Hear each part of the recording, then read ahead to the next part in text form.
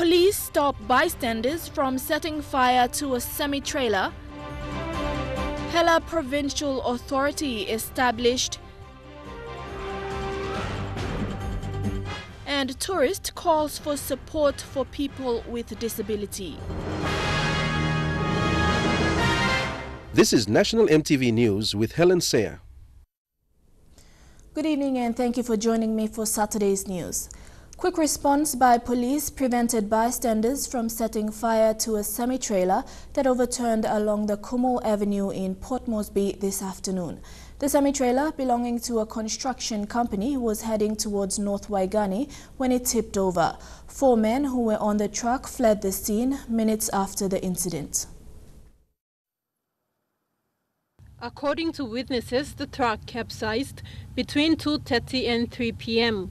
It was traveling into North Waigani from Central Waigani when it overturned.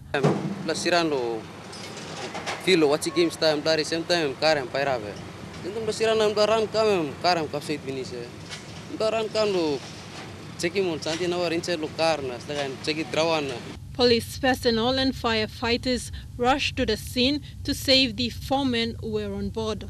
However, the crew fled the scene in fear of their lives.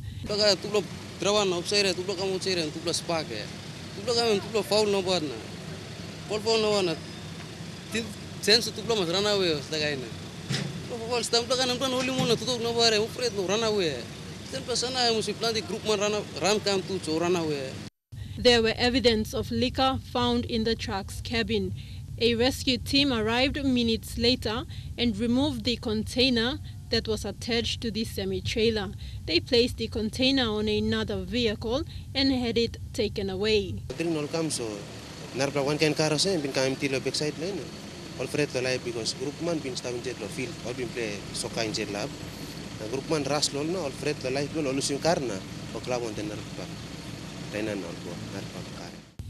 Gunga, National EMTV News.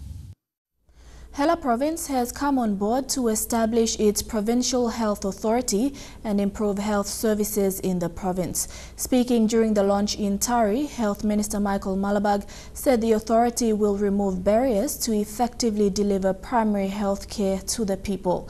The minister also challenged the new hospital board to carry out its responsibilities. Hundreds gathered in Tari to witness the occasion. Present was Hela Governor Francis Potape, Taripori MP James Marape, Koroba Kopiago MP Philip Undialu, including senior government officials, and Health Minister Michael Malabag and his Secretary Pasco Kase. The establishment of the Hela Provincial Health Authority is a reform by the current government to effectively improve health services. The board must in turn monitor and make sure management is doing its job, so that at the end of the day, there is no excuse when our people are not being served their rights to government-provided health care. Since becoming a province, people from all districts access most services in town. However, the establishment of its health authority will help alleviate challenges faced by rural health facilities. Coinciding with the launch was the swearing-in of the hospital board. Following the day, the board held its first meeting and appointed Dr. Isaac Ake as acting chief executive officer for the hospital board. One program, one vision, one group working in one direction for the good of Hela. Hela Governor Francis Potape said the Provincial Health Authority will guide political bureaucrats to build better health services for the people of Hela. Jack Lapave Jr., National EMTV News.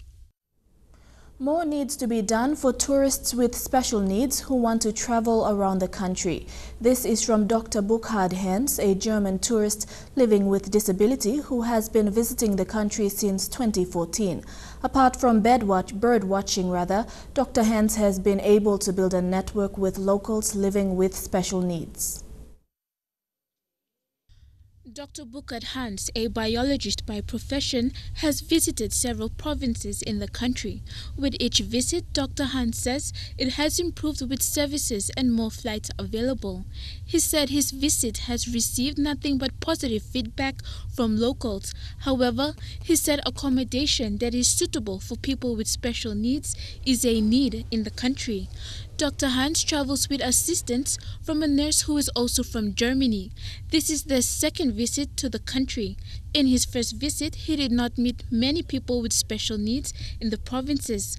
He decided that this second trip, he would get more information on them and meet them. This second trip, Dr. Hans was able to go bird watching and travel on the Sepik River. He said the country is rich in biodiversity and must take care of it. He also spoke highly of the treatment he received with Air Niugini's customer service during his trips. Merlin Diaukatam, National EMTV News. Over 1,000 people attended the East Sepik Day today at Lay Sir Ignatius Kilage Stadium. The annual event has in the last 3 years brought together a large crowd of people from the province who live in Lay. Bethany Herman with this report. The gates were packed early in the morning, people wanting to get into the stadium. Police personnel were called in to provide security and control the crowd.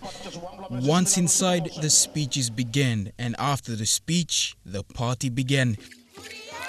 East Sepik groups from Polytech and the Lay Secondary School presented dances for the gathering.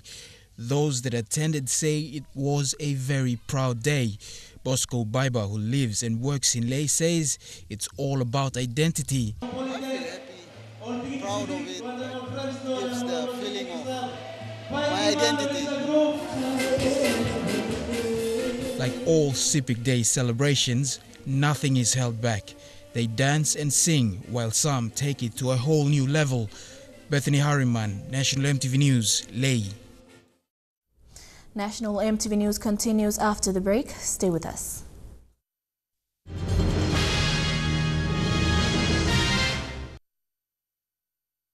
Welcome back. Professor Simon Saule, the head of biological science at UPNG, said there is evidence of sedimentation buildup at the Fairfax Harbour. He said this was a result of industrial waste from companies, residents and other major developments happening within the area. There was an increase in sedimentation with all the urban or city rubbish being dumped into the sea, and then ended up at the end of the Fairfax Inlet. Now, since then, we have a number of developments that are happening in the harbour. We have the Honeybrooks Motorcare Wharf, and now we are having the proposed Ports PNG going to build theirs adjacent to the current Motorcare Wharf. The problem that we are foreseeing is that further inside the harbour, there doesn't seem to be a great movement of tidal or current movements, so that it can flush out the debris or the waste that are being dumped into the water, and then ended up at the inlet of the Fairfax harbour. It's going to add more debris or waste into the inlet. So there's the impact of this is that gradually what we're going to see is the inlet being gradually drying up, and all the biodiversity, particularly mangroves, which are currently being choked up by lots of rubbish, plastic and that other rubbish that comes out from people dumping all the waste into the sea. So it will eventually build up, causing the mangroves to die off if there is no, if the area is going to be dried up. The CS systems of reporting and unpaid debts are two areas that jail commanders and assistant commissioners should improve on. That's from the Correctional Service Minister Jim Simatab. He said there should be constant communication between his office and the Office of the Commissioner to address issues affecting the department. Minister Simatab made the challenge during the closure of the 2017 annual activity implementation planning in Gaire, Central Province. He told CS officers that because the value of the PNG kina has depreciated, the department must only focus on priority areas. That shall address only the most important priorities of the department going forward. It is therefore critical that you were given sufficient guidance to deliberate on what should be set priorities, activities at all jail establishments. At the beginning of the year, CS had a debt of 26 million kina. This debt has accumulated to 34 million kina. We just cannot implement all our felt needs all at once because there will be less funds in 2017. Thus, as a cost-cutting measure, the department is engaging in agricultural activities to grow food for prisoners. Thakla Gunga, National EMTV News. The Port Moresby Arts Theatre's Pride program will name its winners tonight. Pride is an educational program designed to promote important community messages through street theatre skills. It commenced in July with over 150 students participating from various schools in the country. The categories include Best Play, Best Script, Outstanding Actor and Outstanding Actress. Tonight, the panel of professional and experienced judges will announce the winners. Chukai Sports is next. We'll have news on cricket, rugby league and football. Don't go away.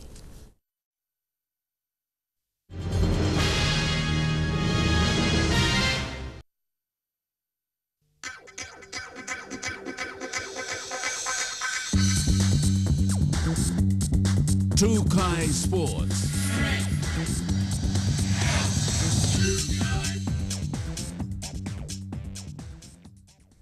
Welcome to Chukai Sports. In cricket, the Barramandis thrashed Northern Territory by 246 runs on the first innings in Adelaide yesterday, thanks to a brilliant century from Hanuabada all-rounder Sese Bao. After winning the toss, Barramandis captain Asad Vala had no hesitation in batting first on a flat track. His decision seemed to be the right one, with the Barramandis posting a mammoth 9 for 357 runs. Chasing 358 on day 2, Northern Territory strike was skittled for only 111 in less than 47 overs. The Barramandis have a rest day today and will take on Western Grit in another 2-day match starting tomorrow. Day 3 of the Motu Koita Rugby League 9's competition kicked off with quarter-final and elimination rounds in the Bowl, Plate and Cup playoffs. With more than 50 teams taking part, each match was reduced to 9 minutes each way, with the winner proceeding to the semi-finals.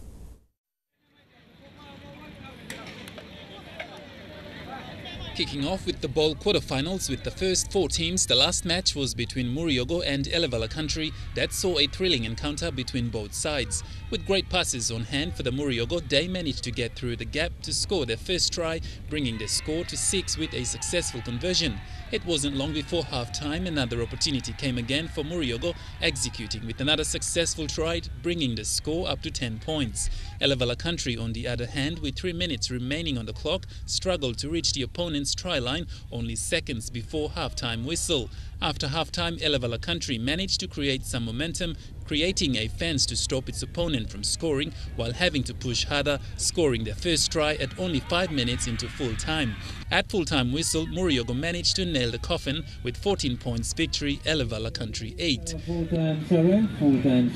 In the plate round, the first match between TI Force and Baroni Eagles saw a rather tough match, but with the 5th minute into the first half, TI Force didn't waste time to score their first try, 6 points with successful conversion. While Baroni Eagles dragged their feet behind, TI Force added extra energy, scoring their second try at the 8th minute, bringing the score up to 10 points. The scores remained 10-0 at half-time and continued into full-time round when Baroni Eagles decided to run on strong ground, managing to score their first try, but at full-time whistle.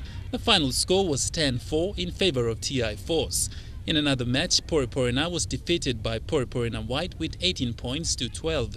The competition continued on to the semi-final round after the elimination rounds, followed by the finals. Godwin Eki, National EMTV Sports. To football, Munka's Basil Jofari scored 4 goals in his side's 6-2 thrashing of Momase in the first semi-final match of the Port Moresby Soccer Association. Munkas will now meet Yamaros in tomorrow's grand final at the Bomana CIS College. Yamaros also had a big win, 6-2, over the Simple Brothers team, made up of mainly first-timers in the tournament. Yamaros, with PNG striker Patrick Isa, took control and, despite many attempts by their opponents, held on to the win. In the women's encounter, Tarangao defeated Yamaros 2-0. And that ends True Kai Sports. The weather details when we come back. True Kai Sports.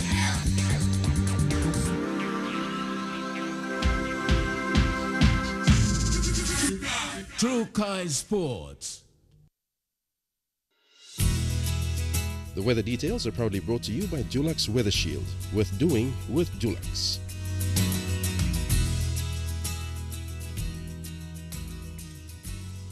Your weather forecast for tonight and tomorrow in the southern region: fine although cloudy at times in Port Moresby, fine and sunny in Daru, rain showers in Alotau and Kerema, and cloudy with chances of rain in Popondata. In the Momase region, cloudy periods with chances of light rain in Ley, fine although cloudy at times in Medang, and thundery showers in Wewak and Vanimo. In the New Guinea Islands region, thundery showers in Lorengau, fine in Kavieng and Buka, passing showers in Kokopo and Rabaul, and brief showers in Kimbe. And in the Highlands region, cloudy with chances of rain showers, then morning fog in all centers.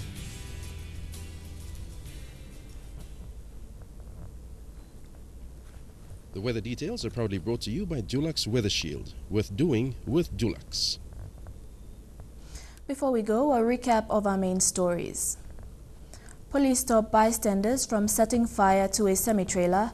Hela Provincial Authority established, and tourist calls for support for people with disability. And that's the way it is this Saturday, the 8th of October 2016. From the news team, pleasant viewing. Good night.